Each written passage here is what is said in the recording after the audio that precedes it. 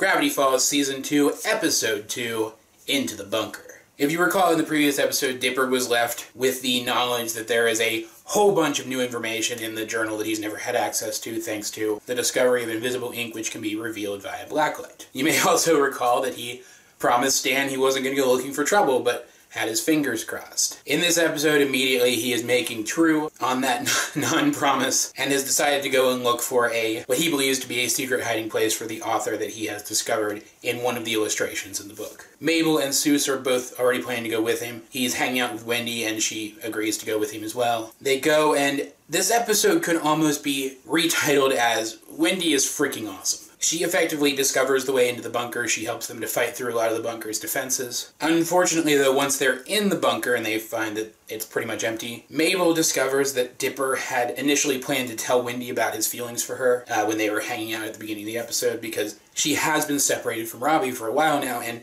she seems to have forgiven Dipper for his part in that. So she decides to play matchmaker. She thinks that she has authority in this situation, that she knows what's best for her brother. And we all know how Mabel does with any amount of authority at all. So of course the situation goes bad and Dipper and Wendy end up deeper in the bunker, separated from Mabel and Seuss. It's there that they bump into a guy who claims to be the author of the journal. Well, they assume that he's the author of the journal and then he just kind of doesn't deny it. And I believe it's Wendy again who discovers this. They discover he's actually a shapeshifter, capable of taking on the form of anyone that he sees, who got his appearance from an old can of beans. This shapeshifter is one of the experiments conducted by the author, but it was so dangerous he tried to freeze it, but it has gotten unfrozen. And it wants the journal. It wants it badly. It wants the knowledge of its creator. And so there's this long drawn-out confrontation with the creature where they're trying to hide from it in its caves. They're eventually rejoined by Mabel and Seuss. With them there, the creature is able to take on their forms as well. But eventually, Wendy, while the creature is in the form of holy crap, fights the creature off. She proves to be the most effective against this creature. And then it seems as if Wendy has been injured. Dipper goes to her. Thinking she's not going to make it, he confesses his feelings for her, but it turns out it was actually the creature trying to draw him in.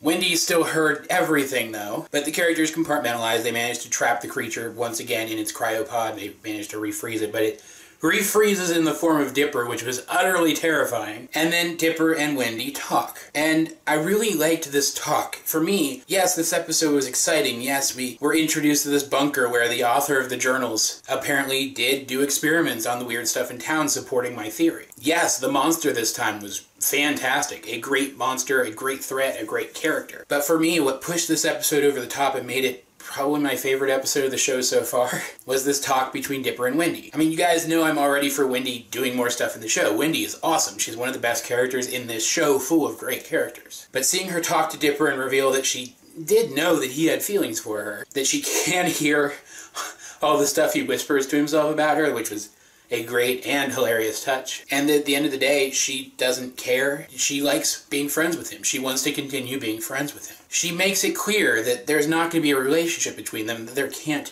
be a relationship between them, that she just doesn't see him that way, but she does so in such a kind way. A way that still validates him as a person and makes him feel like she still enjoys and appreciates having him in her life, because she does. It was probably the best written dialogue of the entire show so far, and I loved it. It was great. And it really did a good job of highlighting how good the friendship between Wendy and Dipper is. The show has been focusing so long on the crush that Dipper has for Wendy that it hasn't been focusing enough on their friendship, and their friendship is pretty freaking great. This episode was great. So far, both of the episodes of this season have been really, really good. Let's hope it manages to keep up this momentum, because if it does, this may go down in history as my all-time favorite show. But as per usual, guys, I'd like to ask, if you have seen this episode, what do you think of it? Let's get a discussion going in the comment section down below. Either way, this has been AJ22, and I will talk to you guys later.